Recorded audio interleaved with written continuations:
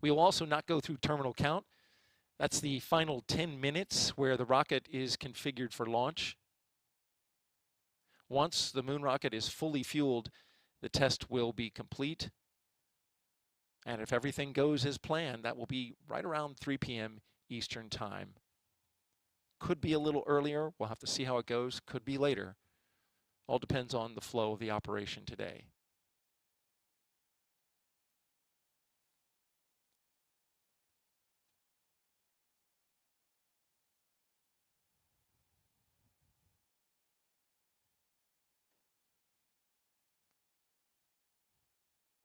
Before we get started with the commentary for today's operation, just want to let you know what to expect when you tune in. We will cycle various shots of the rocket, including engineering cameras, which are used by the launch team to closely inspect the rocket throughout the test. So if you see a camera pan, tilt, or zoom, that's not a NASA TV employee that's moving that camera. That's a launch engineer that is inspecting the rocket and making sure that everything is okay. My role will be to listen to the launch team and then provide real-time updates as the test goes along. We're looking at about an 8 to 10 hour operation. There will be periods of quiet, but I will make sure to give you a summary of all the events that happen. The overall tanking operation at the top of every hour. I'll also break in to let you know when any key milestones have been reached. And of course, I'll speak to any pauses in the operation or any major issues the launch team is working that could affect the fueling of the rocket.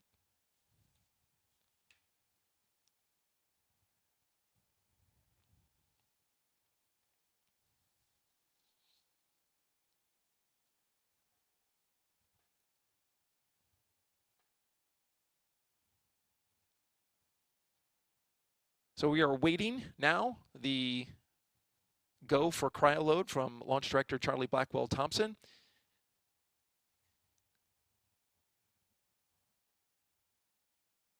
She is currently talking to the launch team, NASA Test Director, and some of the other test directors. Stand by for that. This is Artemis Launch Control.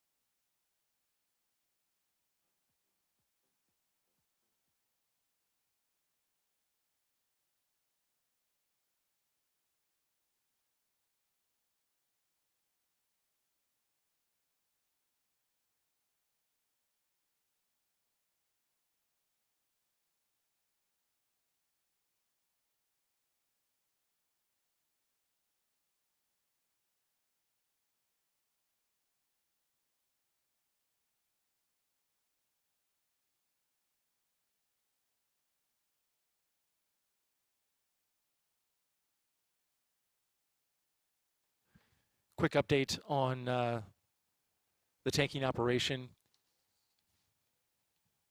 The launch team was working an issue with the mobile launcher. There was the electrical room, an issue with the pressurization inside the electrical room. This is where they clear out and add pressure, add air pressure to the electrical room to make sure that it's inert. But that has been resolved. However, with a team out there, they are now bringing that team back and clearing the blast danger area. Once they are able to clear that, then we will be ready to begin tanking. Again, worked a minor issue with the mobile launcher electrical room pressurization. It's been resolved, and the team is now clearing the blast danger area. And after that, we'll be ready to begin tanking.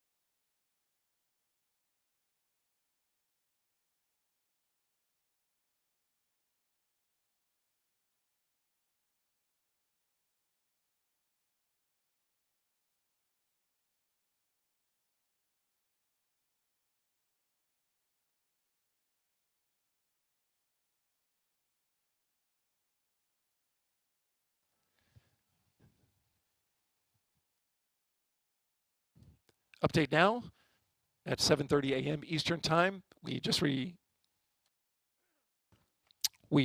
received a go from the launch director, Charlie Blackwell Thompson, to begin the cryo-loading operation for today's demonstration test.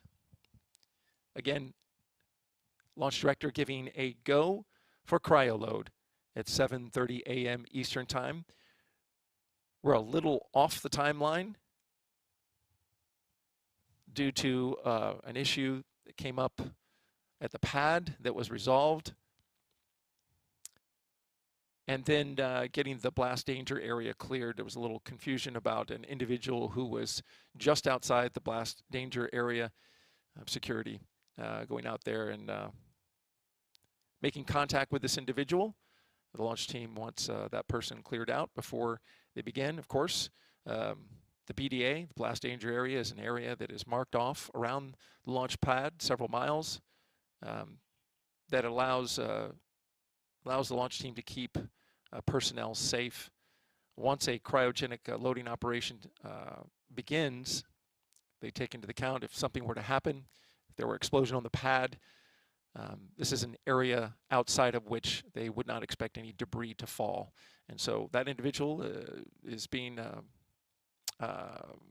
removed, and we are now on our way. Launch team conducting their polls. We'll start marking off milestones here shortly. This is Artemis Launch Control.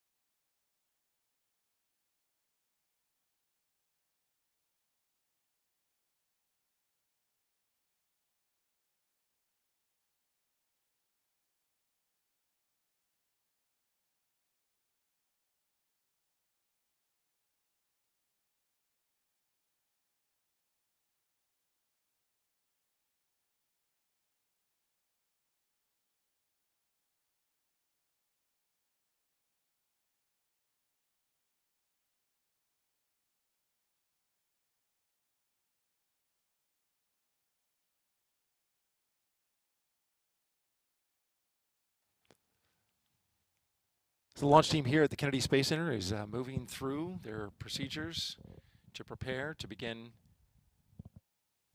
the cryo loading of the core stage with its propellants. They've fired up the circulation pumps and activated the heaters, and they've configured the liquid oxygen and liquid hydrogen valves for loading.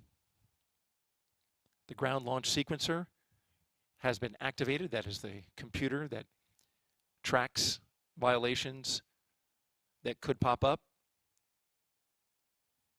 There you see a shot of inside firing room 1. Seated to the left in the upper deck is Launch Director Charlie Blackwell Thompson. To her right, to her left rather, right on the screen is the Assistant Launch Director Jeremy Graber.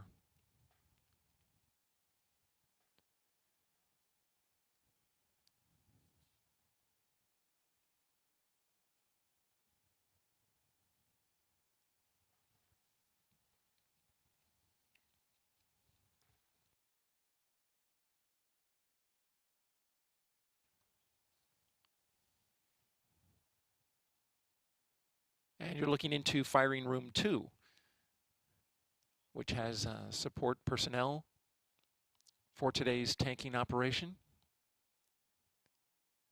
There are 4 firing rooms here at the Launch Control Center.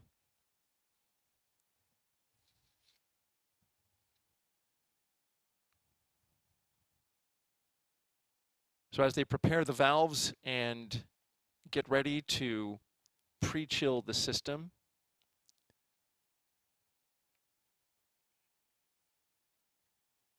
the tanks that they'll be filling on the core stage, there you see it there, nice shot. Core stage in the center.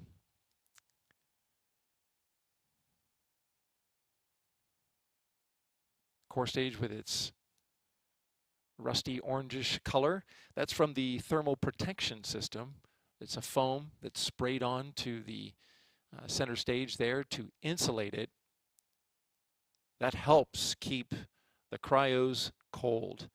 And at minus 423 degrees Fahrenheit for liquid hydrogen and minus 297 degrees Fahrenheit for liquid oxygen, that thermal protection really helps.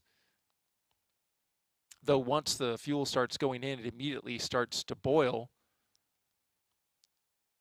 Those gases will be vented off until it's filled.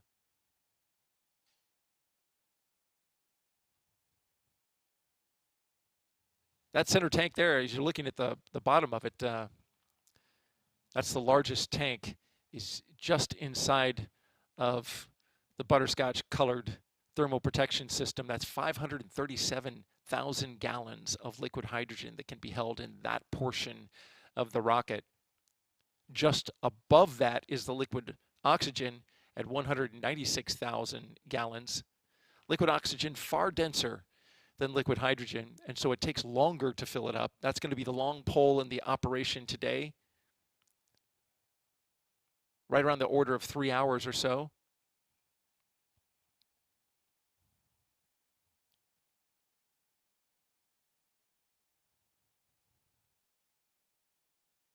All in all, that core stage booster is 212 feet tall, about 27.5 feet in diameter.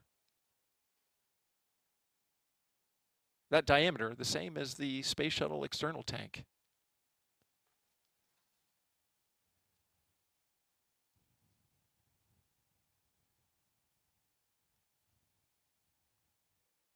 So what's coming up next is the launch team is going to pre-chill the lines that run from the hydrogen cryosphere, which holds 900,000 gallons, close to 900,000 gallons of liquid oxygen. I should say the liquid oxygen cryosphere holds 900,000 gallons, and the liquid hydrogen cryosphere holds 850,000 gallons, very close in terms of capacity. There is a new liquid hydrogen tank being built right now so that it can have a greater capacity. It's 1.25 million gallons, almost a 50% increase in capacity.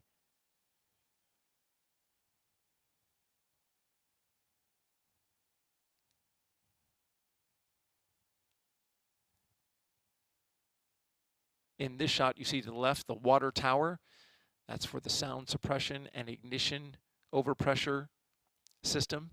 That will flow water onto the pad when it's time to launch in order to reduce the acoustic shock that can actually damage the rocket upon liftoff. It also helps keep the pad cool. Millions of gallons of water will flood the deck of the mobile launcher as well as underneath in the flame trench when we're ready to launch. And then to the far left of your screen, that's one of the 3 lightning towers that are out there that help protect this 322-foot tall rocket from a lightning strike. Those launch towers are, those lightning towers are 600 feet tall and have a catenary wire system that connects them all. And they've been helpful. In fact, taking some lightning strikes when we've had some really stormy weather over the past few months. No issue or problems were associated with those strikes.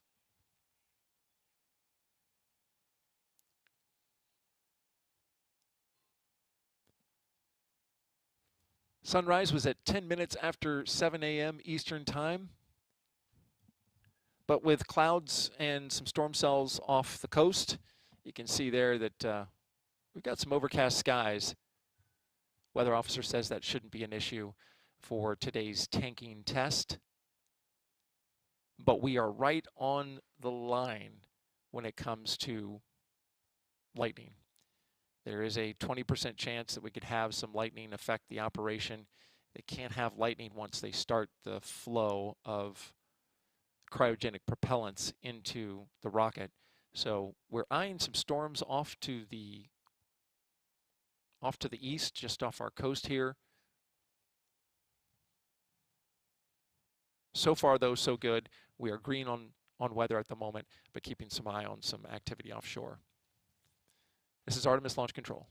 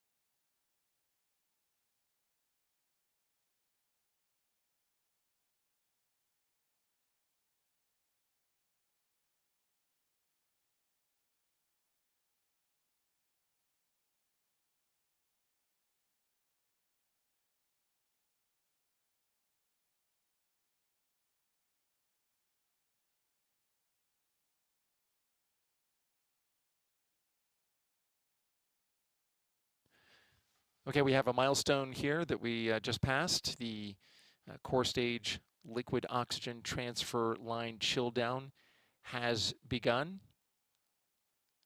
This is roughly a 15-minute operation. This will chill down the lines that run from the cryosphere, which you can just see at the bottom right-hand corner of your screen. That's the cryosphere. And it will run the propellant, pre-chill the propellant. They'll run a little bit of propellant inside the lines. They'll back it off, but the gas that will then flash off from that propellant then helps to cool and chill the lines down as they prepare it for the super chilled liquid oxygen to come through there. This is all for thermal conditioning, reducing the shock to the system as they get ready to flow end to end from the cryosphere into the rocket.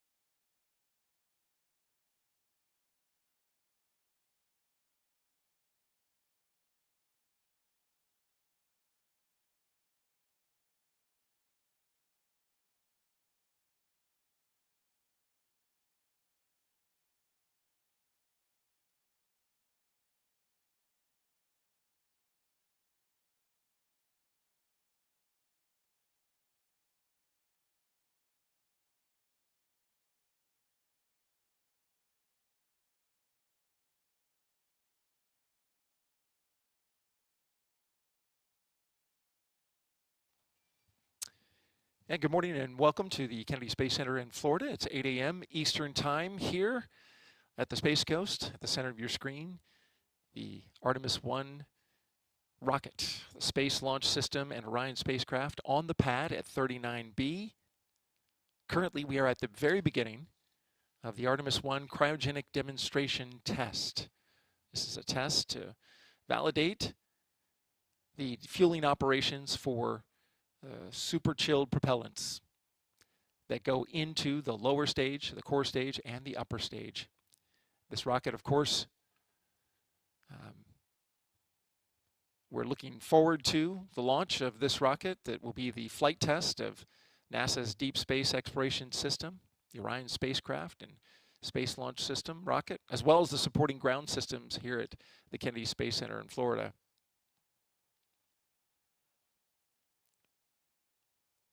The tanking test, currently we are in transfer line chill down. These are the lines that run from the cryospheres that hold close to 900,000 gallons of propellant. They are pre-chilling the lines that run from there to the rocket. We're going to begin with the core stage. This is the lower part of the rocket. We're going to tank the liquid hydrogen and the liquid oxygen. We start with liquid oxygen and then move to liquid hydrogen. If you've been following the operation, there have been some challenges with the liquid hydrogen. We had a leak during the last launch attempt. That's been remedied and fixed. And now the team is testing that out, as well as a new loading procedure that's different from the first attempts, more similar to the green run at Stennis, where the launch teams tested the core stage and fired the engines.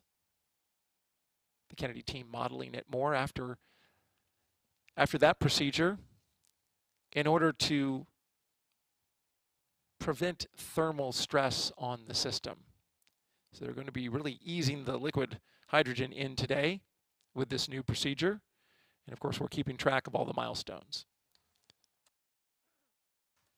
In your shot, you can see that it's an overcast day to start here on the east coast of Florida.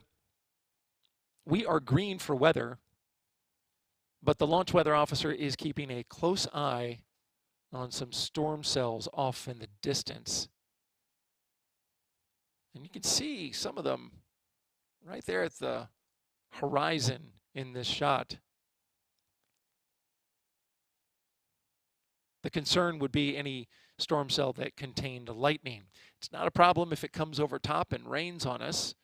No issue there today. We don't have an appointment to go to the moon today. But if that cell has lightning in it, then it is a concern for tanking. So again, watching closely, there's currently a cell that's directly east of us. About more than 20 miles away offshore. Launch weather officer keeping a close eye on that. We got started today at 7:30 a.m. with the launch director giving the go for a cryo load. We're a little off the timeline, but there is no launch window today, so shouldn't be an impact at all to the procedures. And we're marking off our milestones. The shot you're looking at right here is one of the boosters on the side and the core stage in the center. And this is actually an engineer that's running that camera and getting a close look at the core stage. Once we start tanking propellant into that stage, it will be critical for engineers to keep a close eye on the entirety of that rocket booster. Make sure they don't see anything that that looks like an issue.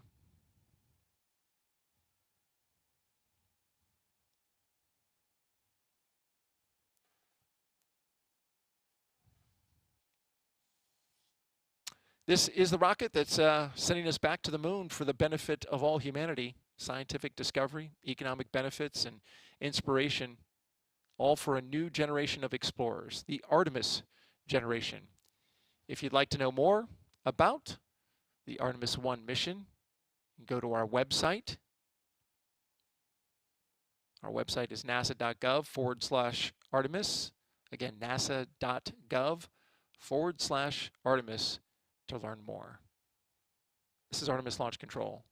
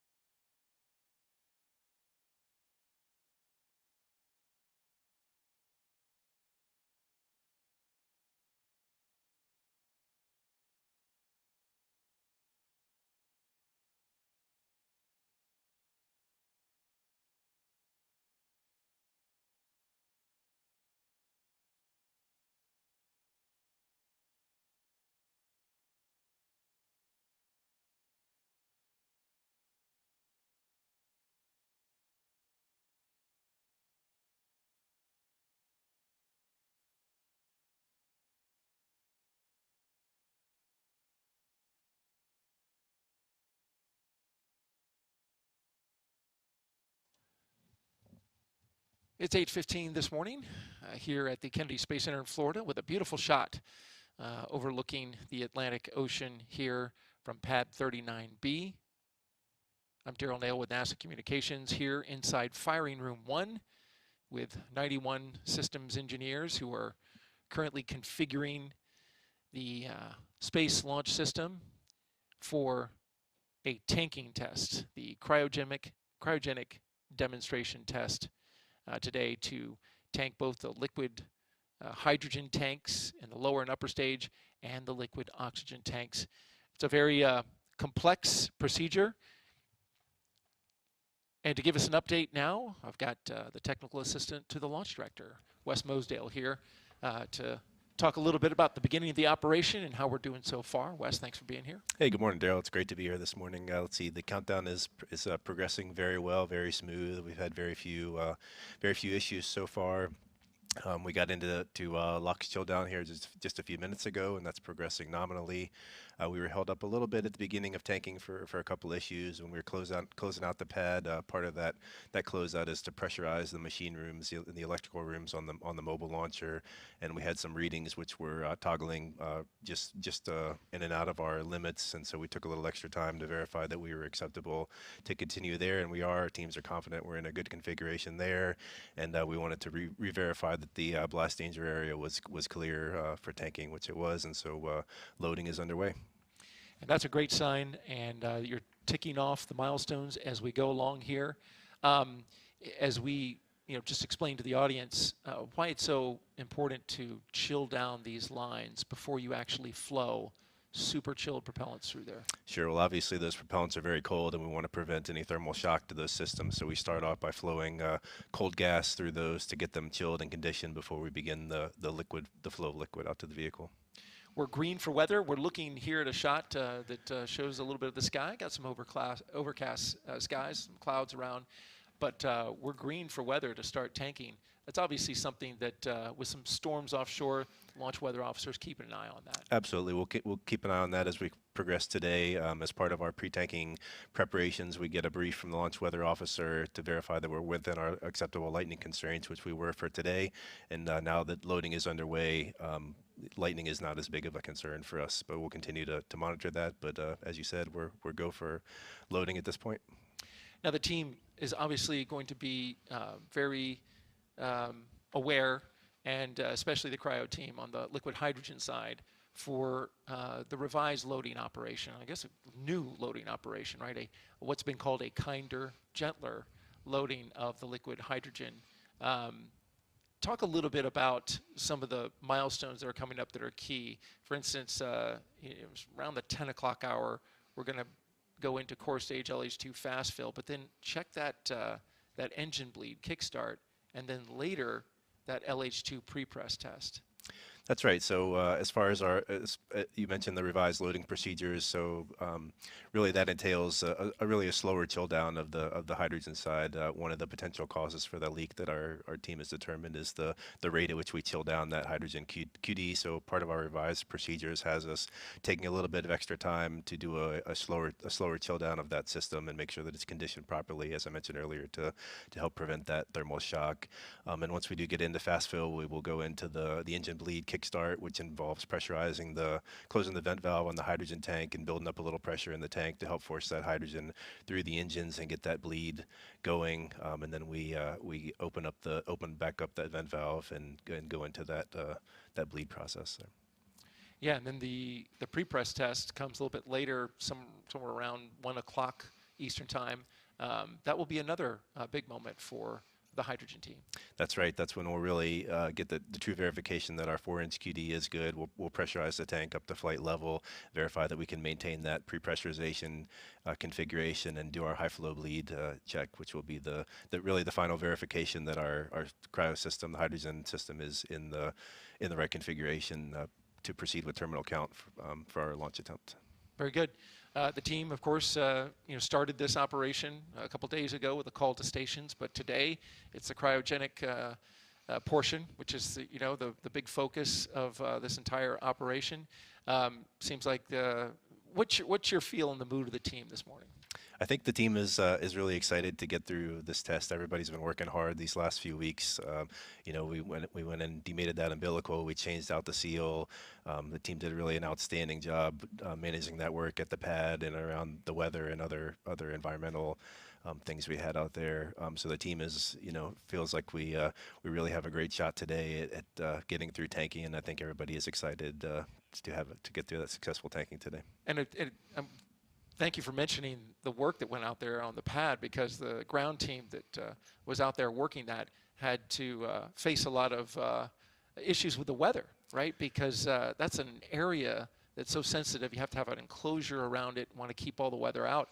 And they were scheduling that work around times when it was raining. And for the past few weeks, we have had heavy rainstorms here on the east coast of Florida. That's right. Weather has certainly been a challenge for us, but as you mentioned, the team really we laid out the schedule every day. We took the weather into account, and so kind of planned the work around those weather windows. Understood, the durations for each of the activities we had and how that fit into the forecast. And we worked closely with the forecasters over at the 45th Weather Squadron over there to make sure that we had acceptable windows to get that work done. And as you said, breaking into the hydrogen system, maintaining the cleanliness is of utmost importance, and our team did a great job in doing that work outside at the pad. And now it's time to test that work. That's right. Wes Mosdale, Technical Assistant to the Launch Director, thank you for taking time from your console to explain the operation this morning and give us an update. We really appreciate it, and good luck to you. Thanks, Daryl. I appreciate it. All right. You heard the update there from Wes Mosdale, and we continue to track milestones as the cryogenic demonstration test continues.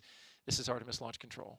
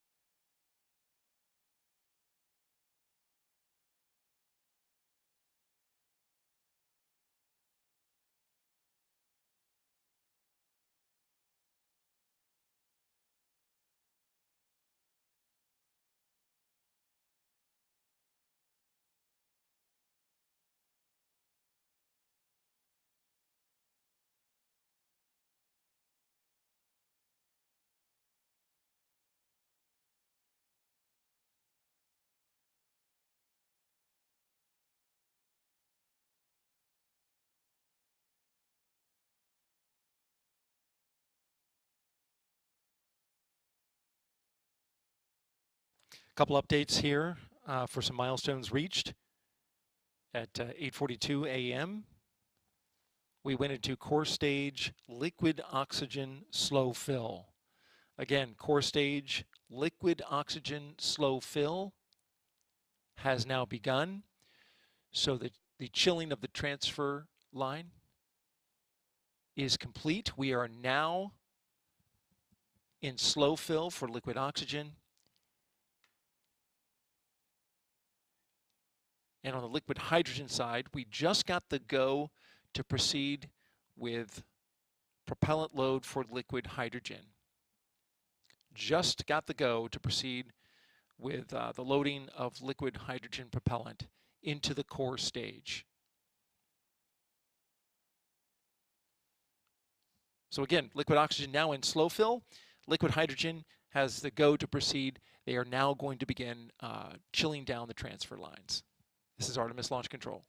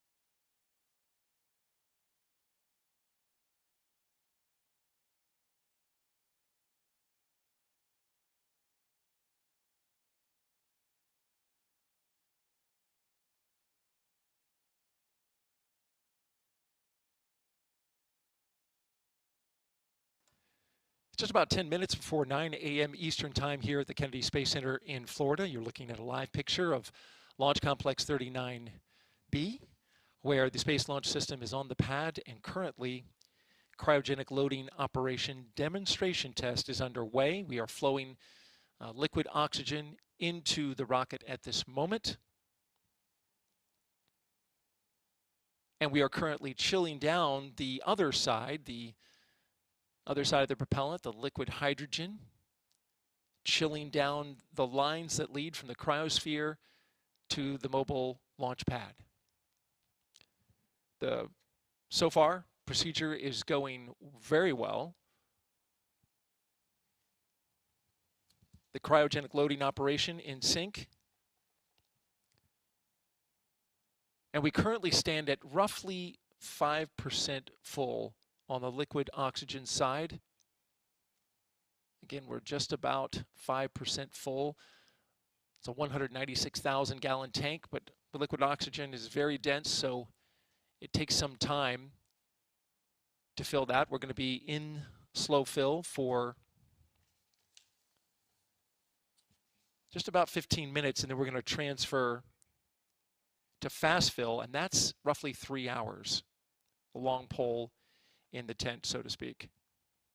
Want to also make you aware of a programming note. You can see on your screen there, we're tracking the capacity of the liquid oxygen tank, and you can see there, minus 295 degrees Fahrenheit, super chilled liquid oxygen. This is the oxidizer that, when combined with the liquid hydrogen, creates the thrust upon ignition to lift that rocket, help lift that rocket off the ground. Today is a test, and a test only. You can see it's 5% full. I want to get back to the programming note I mentioned. We have a busy day here at NASA. Coming up at 8:55 a.m. Eastern Time in just a few minutes. Those of you watching this cryo demo test on NASA TV's public channel, you will be switched over to Johnson Space Center's launch coverage of the Soyuz rocket and spacecraft, carrying a new crew to the International Space Station. Here at Kennedy, we will continue coverage of the cryo demo on NASA's official media channel. You can see there at the bottom of your screen, that is the link. That is where you'll find the tanking test if you're not on it already. If you are, again, on the NASA public channel, we'll be switching to coverage from our friends at Johnson Space Center for the Soyuz launch. After the completion of the Soyuz launch coverage, tanking coverage will resume to NASA TV's public channel. Again, that's set to begin here in just a few seconds. This is Artemis Launch Control.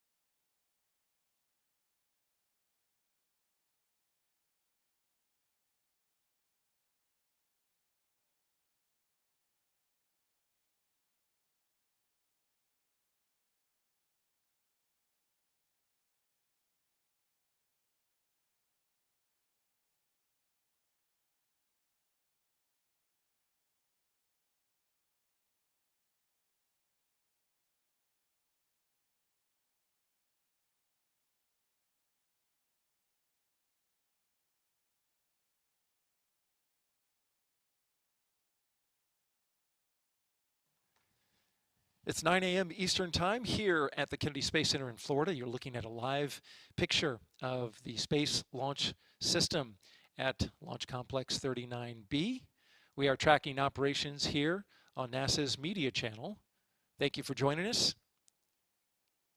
If you're just tuning in, we'll get you caught up on the operations. We are in the midst of a cryogenic demonstration test with NASA's moon rocket.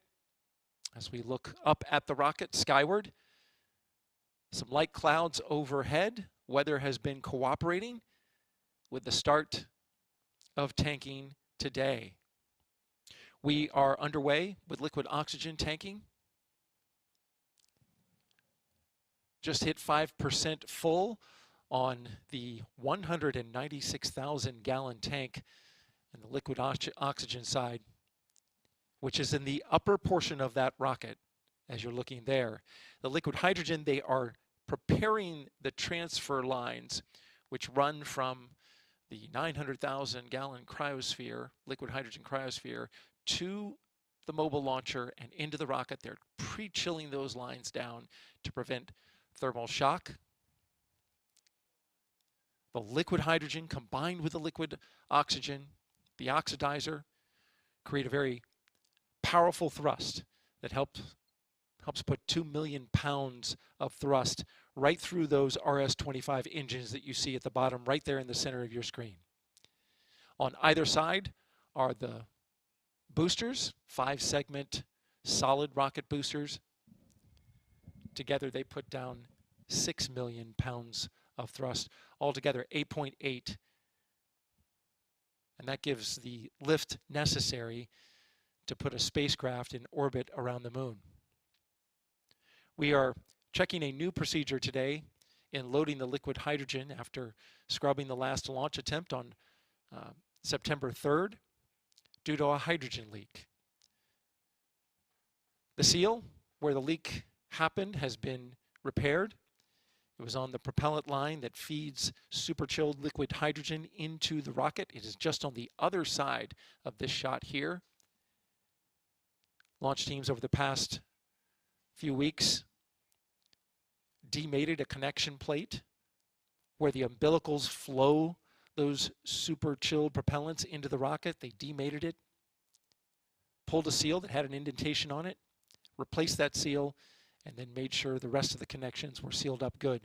When the rocket lifts off after it's fueled, that plate on the other side pulls away from the rocket, allowing it to lift off into the sky.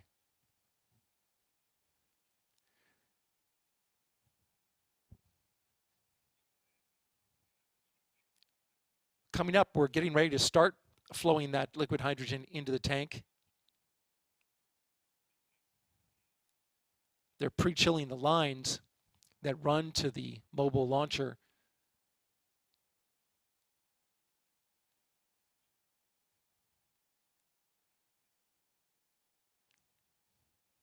Stand by, I'm listening to the launch team.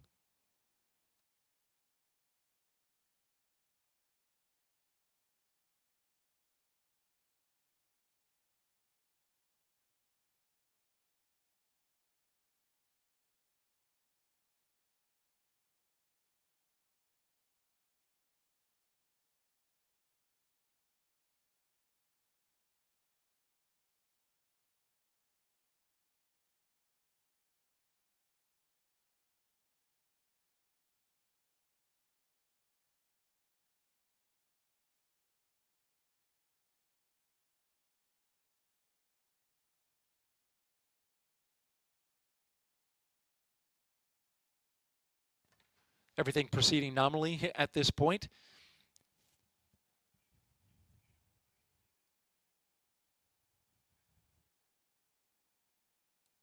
This shot of the pad is helps show you exactly where the fueling is happening. You can see the tail service mast umbilical. It's at the lower part of the mobile launcher. So if you're looking at the rocket, go down to the bottom of the booster, and just to the left, you see those gray protrusions from the deck. That's the tail service mast umbilical. Flowing through there are the umbilical lines that connect in the rocket. That's where the propellant is flowing currently for the liquid oxygen side. Just to the left of that, off the mobile launcher, is the flame trench. On launch day, when this rocket launches, that's where all of the exhaust from the two solid rocket boosters and the core stage will be directed out and away from the rocket and the pad, helping to protect it from the searing heat of liftoff.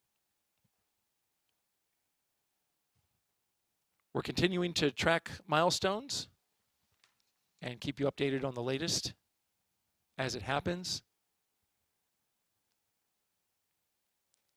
The primary goal of Artemis I is to thoroughly test the integrated systems before crewed missions by launching Orion atop the SLS rocket, operating the spacecraft in a deep space environment, and testing Orion's heat shield.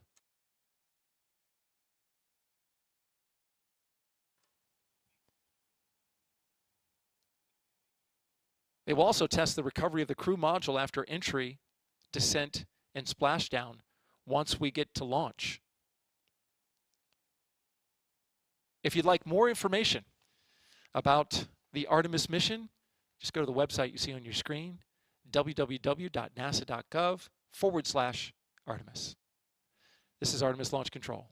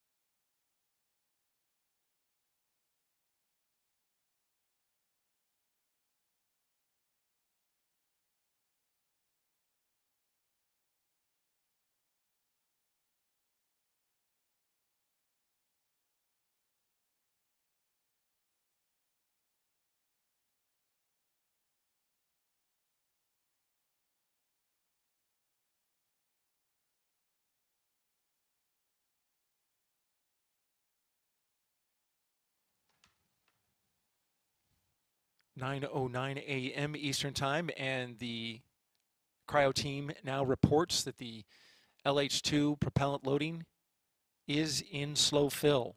Again, the liquid hydrogen propellant loading is in slow fill at 9:09 a.m. Eastern Time. That, along with the liquid oxygen, now we have both propellants flowing into the rocket.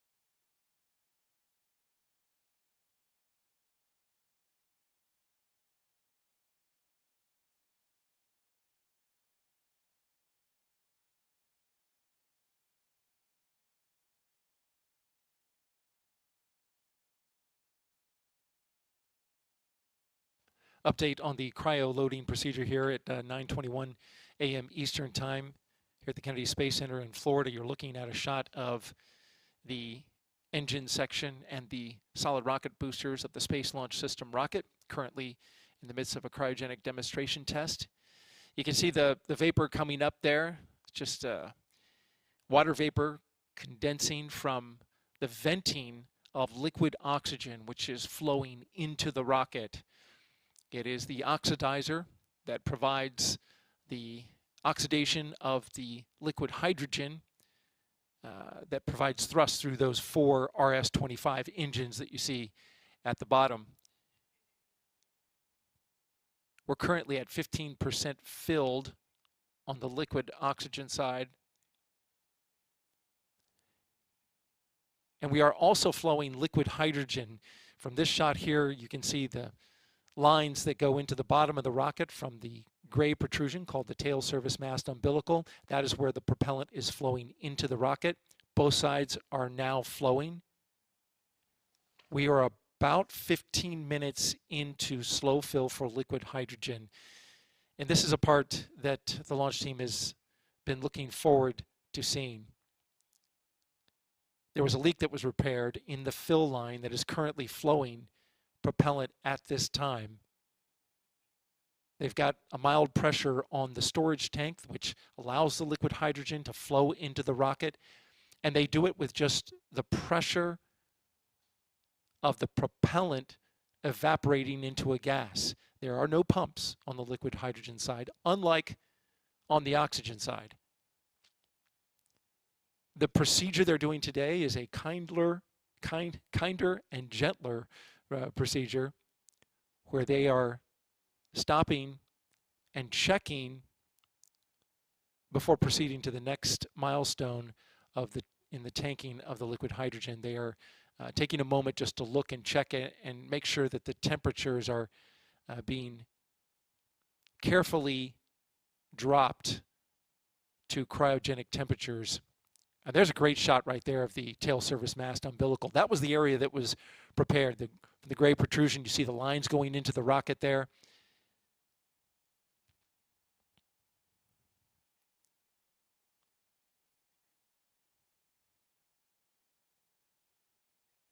The launch team put an enclosure over that entire area when they went to repair it. We have a graphic which is updating us on the progress of tanking.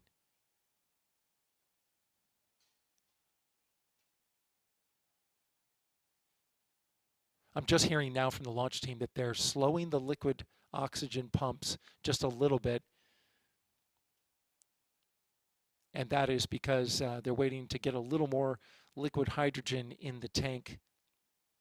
There is a requirement called the aft strut constraint, which requires that before the liquid oxygen gets to 50%, it's at 16% now, but before it gets to 50%, they have to have at least 5% in the tank on the liquid hydrogen side, and they're not yet there yet.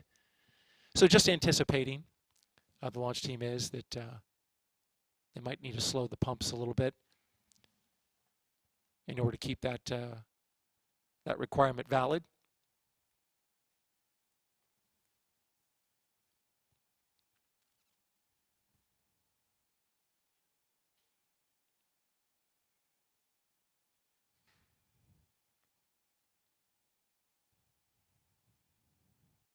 Again, going back to the repair of the 8-inch fill line on the liquid hydrogen side. So that's where the repair happened in the area between the rocket and the tail service mast. They enclosed that area completely from the environment and made repairs to a defective seal that they pulled out of the fill line.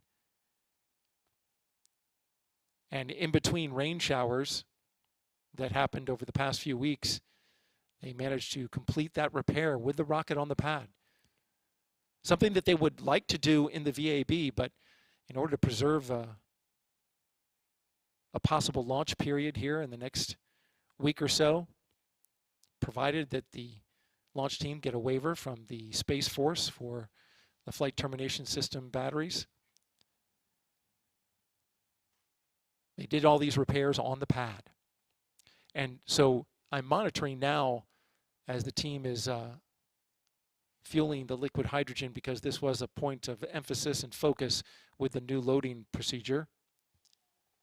We started loading liquid hydrogen at 9:09 a.m., so we are just about 17 minutes into that operation. It lasts about an hour. After that, we will have liquid hydrogen in fast fill.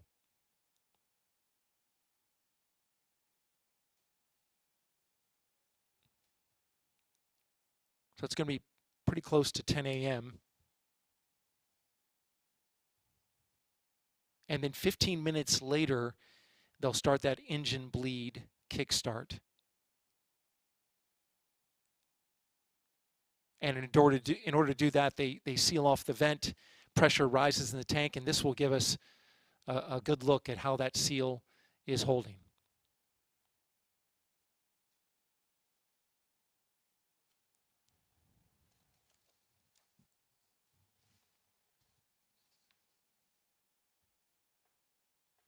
Once this test is completed, the SLS rocket will launch an uncrewed Orion spacecraft from right here at Launch Complex 39B.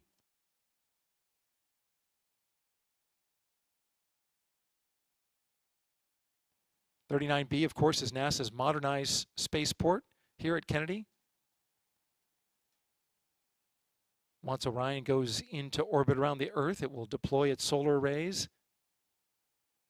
And then the ICPS, the upper stage of the rocket, the interim cryogenic propulsion stage, will give Orion the big push called a translunar injection, which is needed to leave Earth's orbit and travel towards the moon.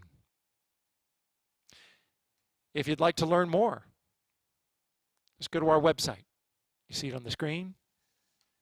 nasa.gov/Artemis. nasa.gov/Artemis.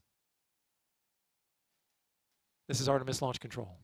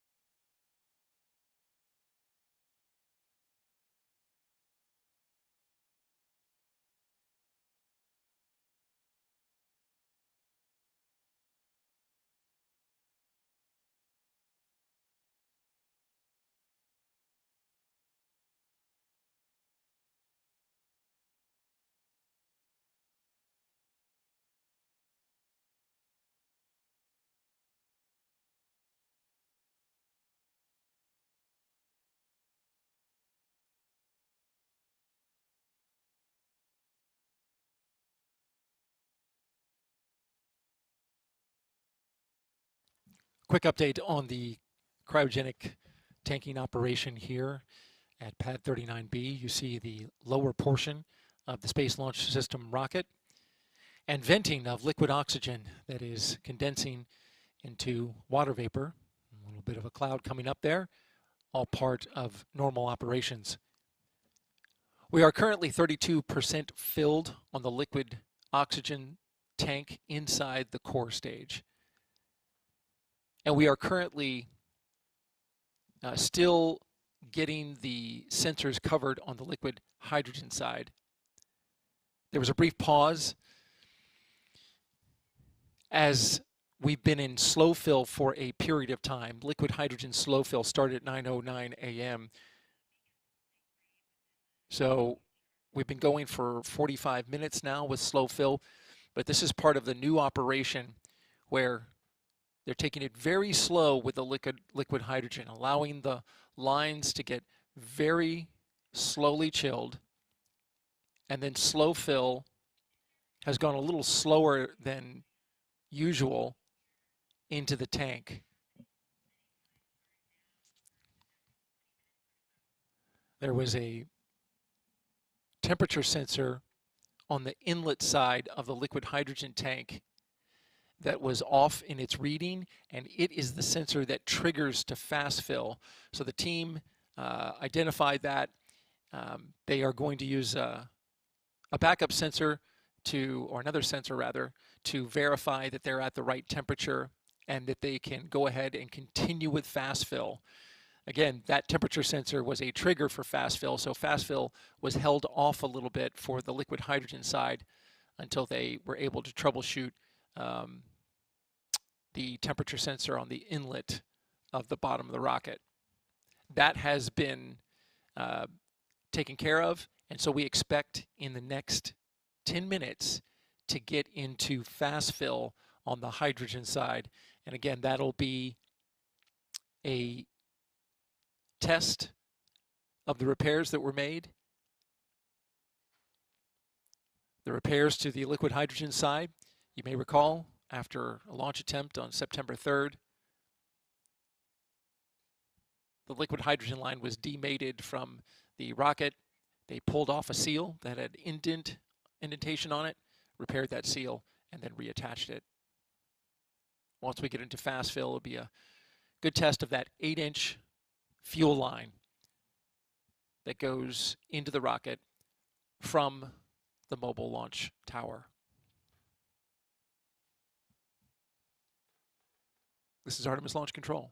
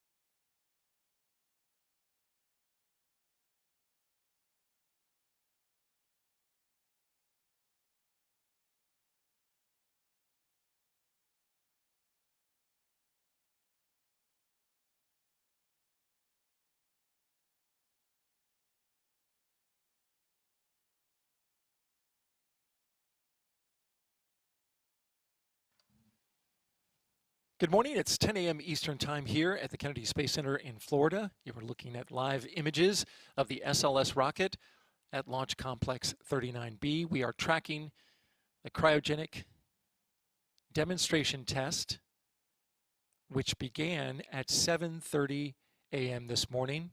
We've been going at it for about 2.5 hours. And so far, so good. On the liquid oxygen side, we're about 36% full in the core stage, the first of 4 tanks to be filled today. The second tank in the core stage is liquid hydrogen. It's currently in slow fill. Standby launch team is discussing a matter with the NASA test director. Standby.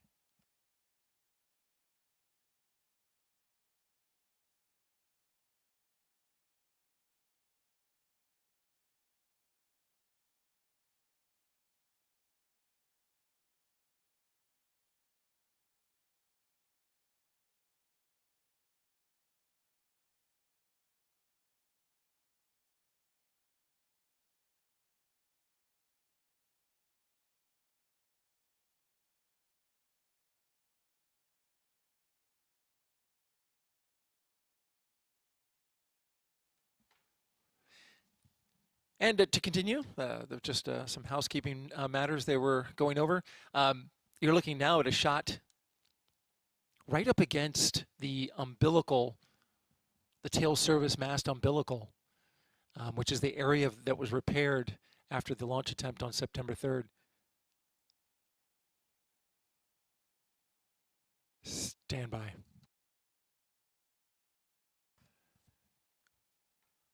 We are in stop flow.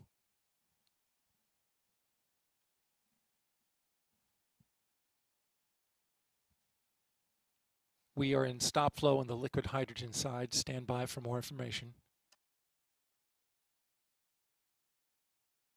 Yeah.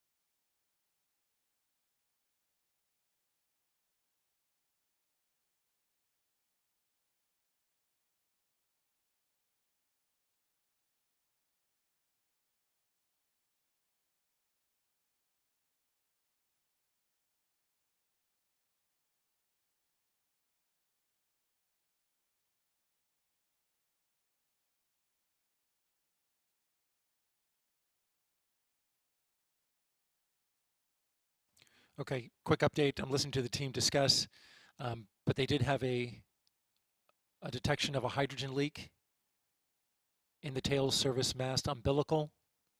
That's in the lower portion of the rocket. They had a 7% reading of hydrogen in a cavity there where that quick disconnect line is. This is the one that was repaired. You're looking now at the area. As soon as stop flow happened, the leak rate immediately came down.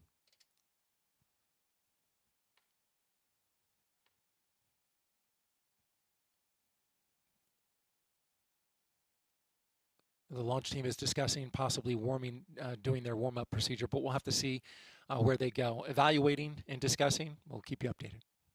This is Artemis Launch Control.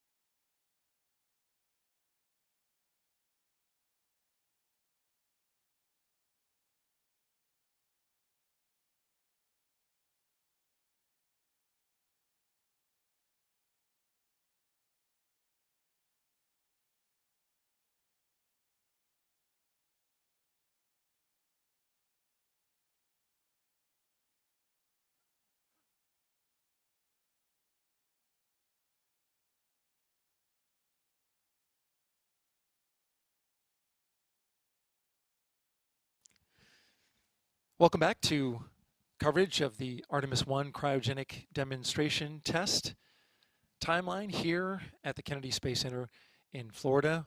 Welcoming those who are watching on NASA's public channel back to our coverage. We are currently monitoring the cryogenic tanking of the Space Launch System rocket, which you see on your screen there. We started prop load at 7:30 a.m. this morning, flowing liquid oxygen and liquid hydrogen. But at 5 minutes past 10 a.m. this morning Eastern time, we went into stop flow on the liquid hydrogen side. The area you're looking at is the tail service mast umbilical. That is the gray protrusion that comes up at the zero deck on the mobile launch platform. And you can see the lines that go into the bottom of the rocket. Those are the fuel lines, amongst other lines, provide gaseous commodities to operate valves, as well as fluid lines for hydraulic maneuvers. This shot here, you're looking exactly at the location where just minutes ago the liquid hydrogen team detected a leak.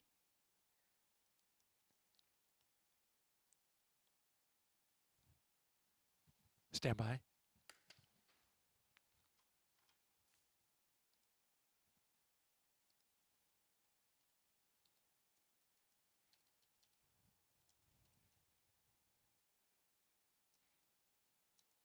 Just listening to the launch team. LHY, the liquid hydrogen team, reporting to the NASA test director that the leak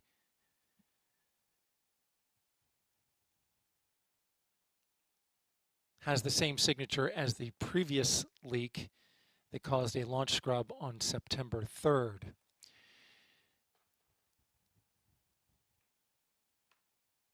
The percentage hydrogen that was detected was 7%, according to the hydrogen team. And so now they have just gotten signed off a plan from the launch director, a pre-plan, in the case of a leak like this, which is one that they did. You may be familiar with if you followed our launch coverage of the first launch attempt. This is a similar pattern, plan that was used to warm up the line that goes into the rocket and fills it with hydrogen. You're looking inside now at the firing room 1. And in the center of that room is the cryogenic propulsion team, and they are the ones that are working this current plan. They're going to let the line warm up. They've allowed it to stop flow. They're going to allow it to warm up a little bit, and then in the hopes that when they start flow again, it will reseat the connection in hopes of curing the leak. If we could take a look at that that area in the lower portion of the rocket where they are working that. There's an 8-inch fill line. This is the fuel line that provides the liquid hydrogen into the bottom of the rocket. It goes from the tail service mast umbilical on the left into the rocket on the right.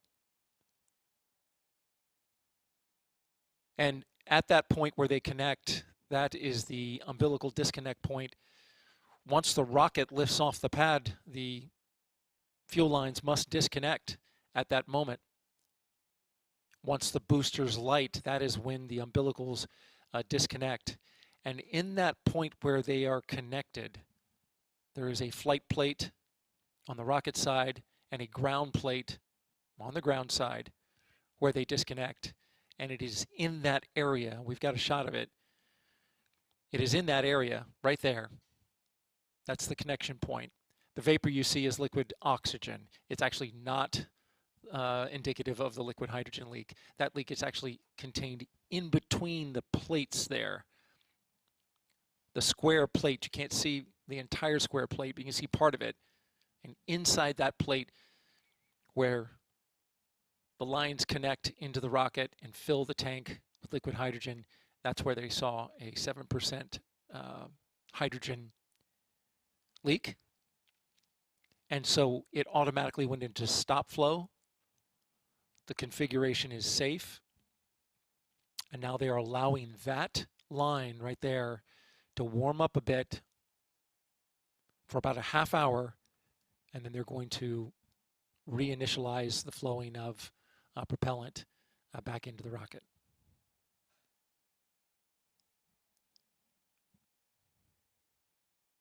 Again, Launch Director Charlie Blackwell Thompson signed off on the plan to warm up the line. We're currently in stop flow on liquid hydrogen, and they are slowing the fill on the liquid oxygen side, which is currently at around 45% filled. Again, 45% filled on the liquid oxygen side. Liquid hydrogen currently in stop flow while the team works a plan to warm up the line and try to reseat a connection point into the rocket in hopes of curing a leak that was detected at just 5 minutes past 10 a.m. This is Artemis Launch Control.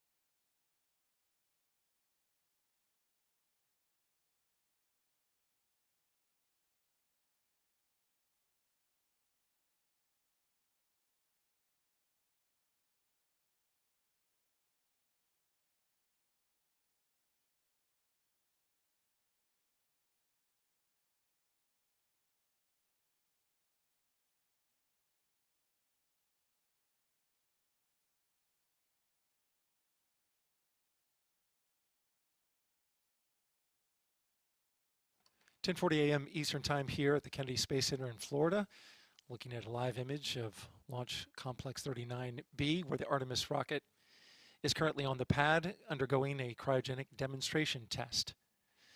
We had a stop flow on the liquid hydrogen side at 10:05 a.m. I want to update you on what's been happening there. We are currently in the midst of a troubleshooting effort by cryogenic engineers to try and cure a leak that was detected.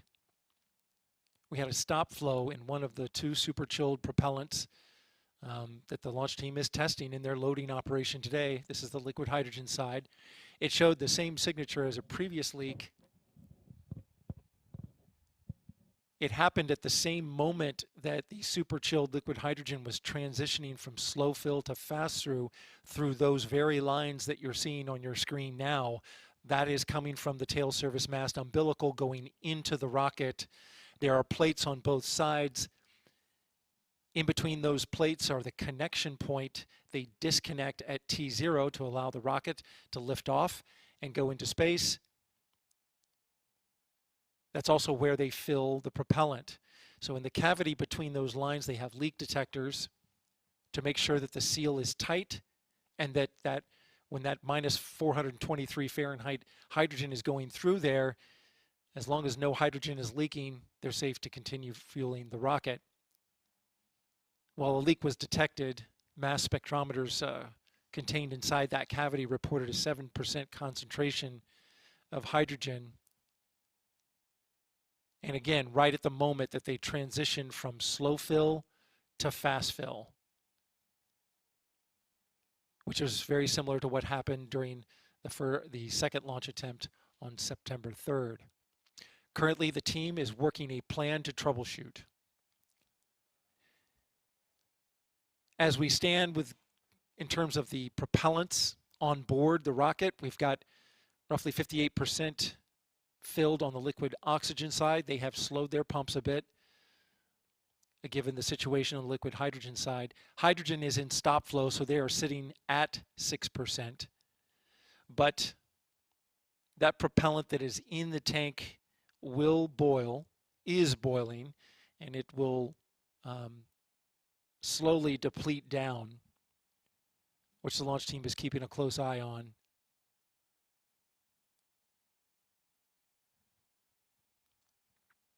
The troubleshooting plan is to allow that line that goes into the rocket to warm up. They've purged the line with helium. This allows the quick disconnect, as it's called, that connects into that plate there to warm up. They warm it up for about a half hour, and then they're going to resume flow back in to the core stage. We're inside firing room 1 here at the Kennedy Space Center Launch Control Center, where engineers are currently carrying out their pre-plan. The hope is that the warm-up of that line will allow it to reseat in that seal, and if there's been a gap that was created, that it will tighten up and reseal that quick disconnect to the 8-inch fuel line for the liquid hydrogen, hoping that that will cure the leak. The liquid oxygen team has advised the NASA test director that if the liquid hydrogen goes below 2%, they will need to stop flow so that they don't violate what's called an aft strut constraint. The aft strut is what connects the two solid rocket boosters there on the side to the core stage. As the core stage is filled with super chilled propellants, it moves, the metal shrinks ever so slightly, but enough to put strain, so they want the propellants filled in proportion to each other.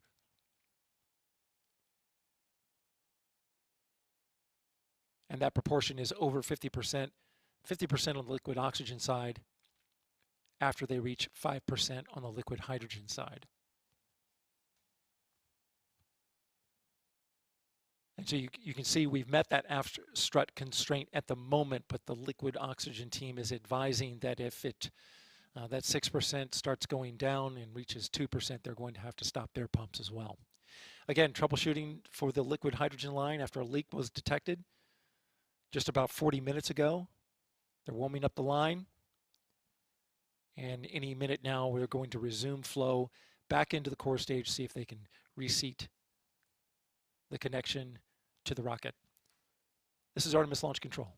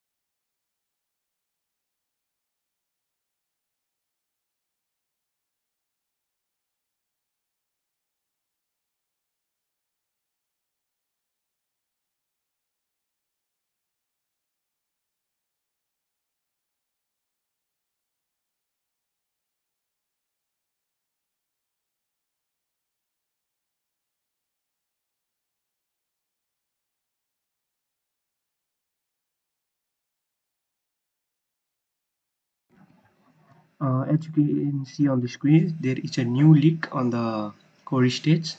Artemis I team is trying to solve the leak by troubleshooting it. You can see the fumes of hydrogen coming out. Hope the problem will be troubleshooted soon, and NASA will decide the new launch date for the Artemis I program.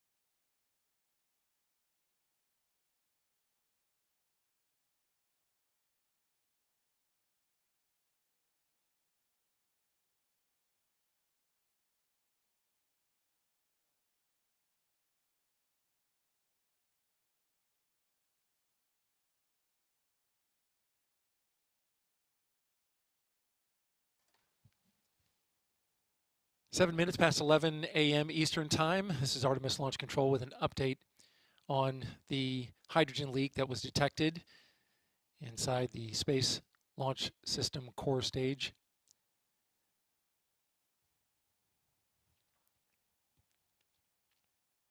The team recommended and the launch director approved a troubleshooting plan to try and seal a leak on the liquid hydrogen side. It's located, and you're looking at your screen there. You have the tail service mast umbilical, the large gray structure coming up from the zero deck of the mobile launcher, and then to the right of it, the rocket. And those lines that go between them contain in them the liquid hydrogen line as well as the liquid oxygen line. The team has a pre-planned procedure that they go through when they reach a hydrogen leak. This is similar to the one that they did during the second launch attempt on September 3rd. They have allowed the line to warm up. They purged the line, allowed that liquid hydrogen line to warm up, and now they're going to begin flow again through there. The hope is that the warming of the line allows the seal where they believe there's a leak to kind of reseat against the quick disconnect, the 8-inch line that fills the tank with liquid hydrogen. But there's a slight change to this plan that they just got approval from the launch director. A slight change to this plan. It's different from previous plans during the second launch attempt, and that is that they're going to drop the pressure on the storage tank to less than 5% PSI. They're going to drop that. That is very low pressure for this operation. And then as they recover flow into the tank, into the cryosphere, they're going to very slowly and as kind and as gentle as they can step up the pressure for the fill of the hydrogen. So a little bit of different approach here to the warm up and recover fill that they've done previously.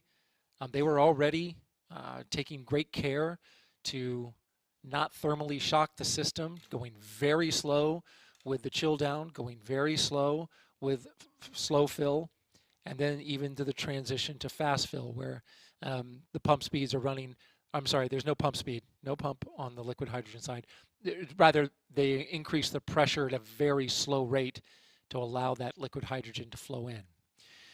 So that's the plan. It's been signed off on, and the liquid hydrogen team is putting it into work right now. You're looking at the area where that liquid hydrogen flows into the rocket, and it's on the other side of that flight plate, that square plate, where the leak was detected. It was a 7% hydrogen leak detected by the sensors in there. And so from there, they're hoping that that reseats the leak. The leak stopped immediately once they stopped flow. So we're standing by. We'll let you know how the flow goes, the recovery. This is Artemis Launch Control.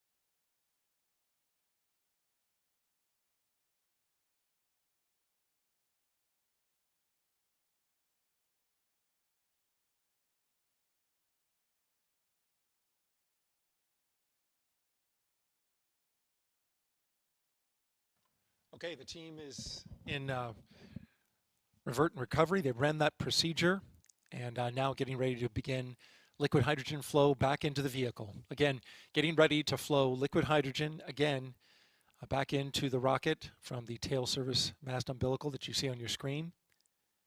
We're going to get that flow going here momentarily.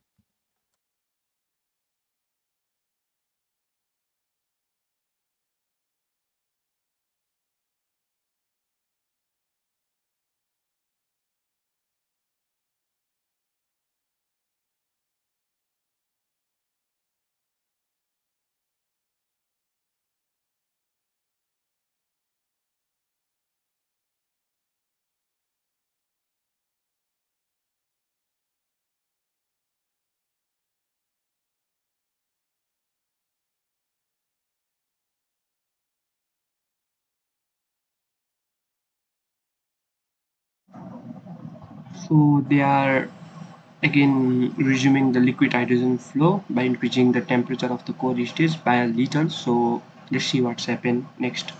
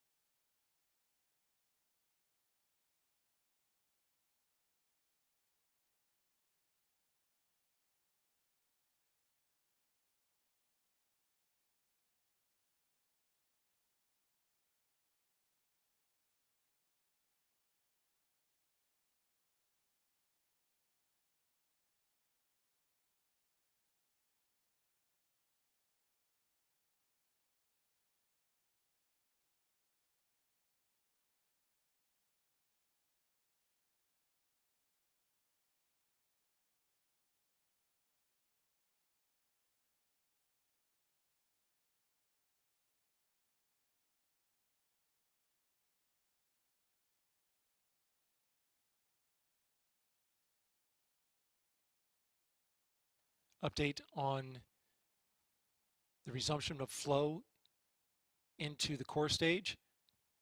We are now in LH2 fast fill. We are currently now in LH2 fast fill.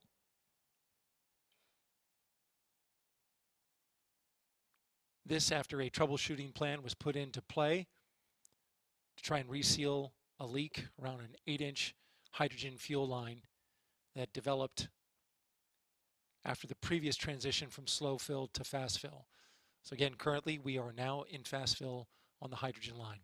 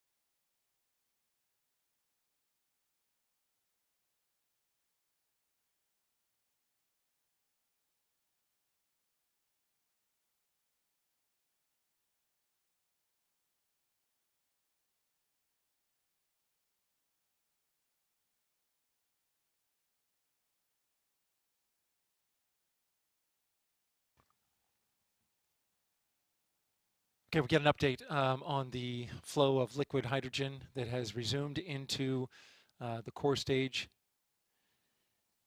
after we had a stop flow with a leak. It has resumed in. We are currently at roughly 14% filled on the liquid hydrogen side after getting back into LH2 fill.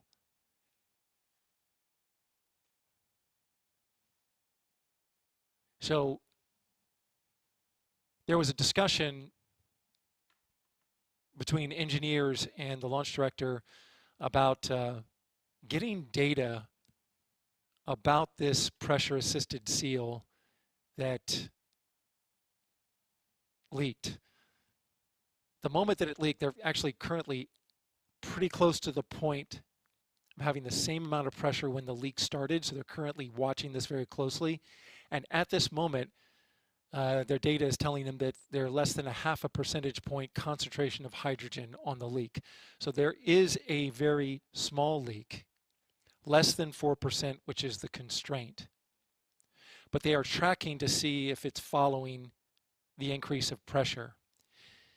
SLS chief engineer and others requested that they be able to gather data as they raise the pressure, and they're currently doing that now.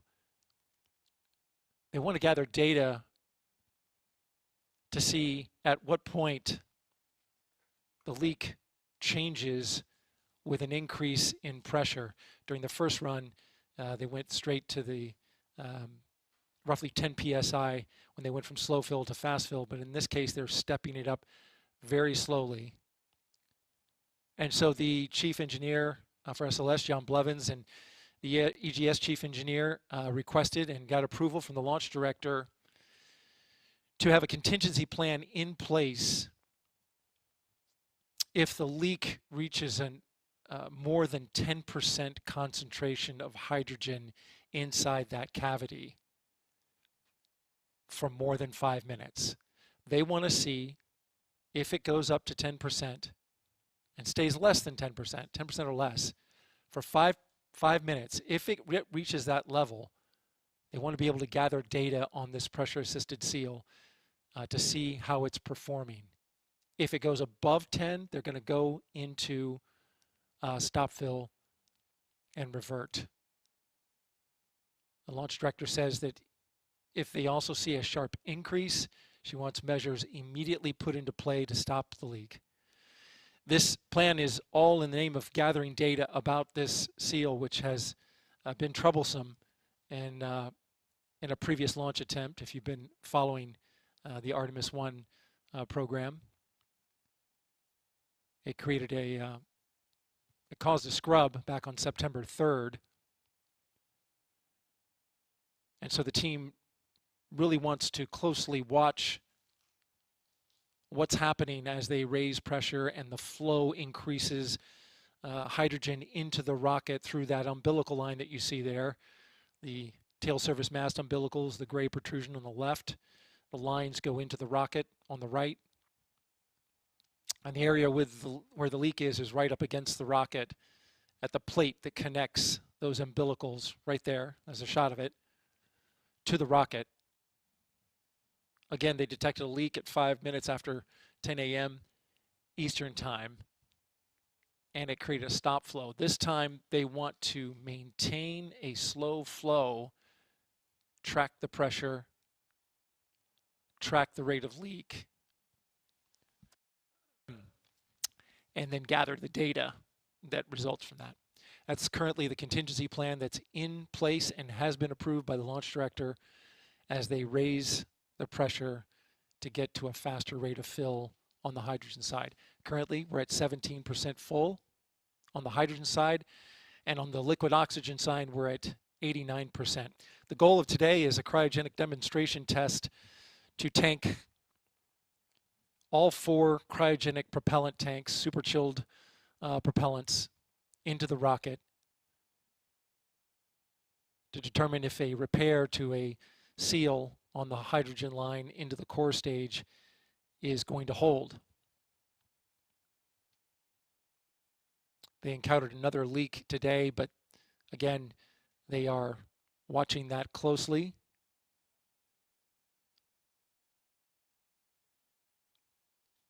as they are slowly raising the pressure, which results in more propellant going into the tank at a faster rate. Stand by for more updates. This is Artemis Launch Control.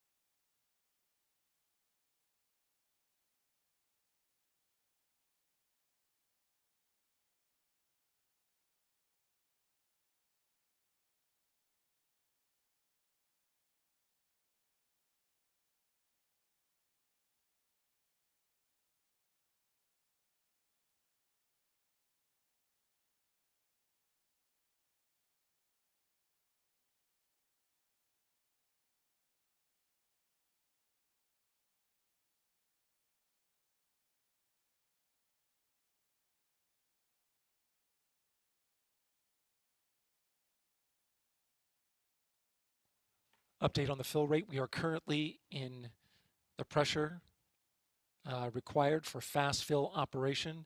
On the liquid hydrogen side, we've currently reached that pressure. And still showing around half a percentage point concentration of hydrogen inside the can where the leak is. Again, we are fully in fast fill on the liquid hydrogen side with just a very small leak being detected in the can.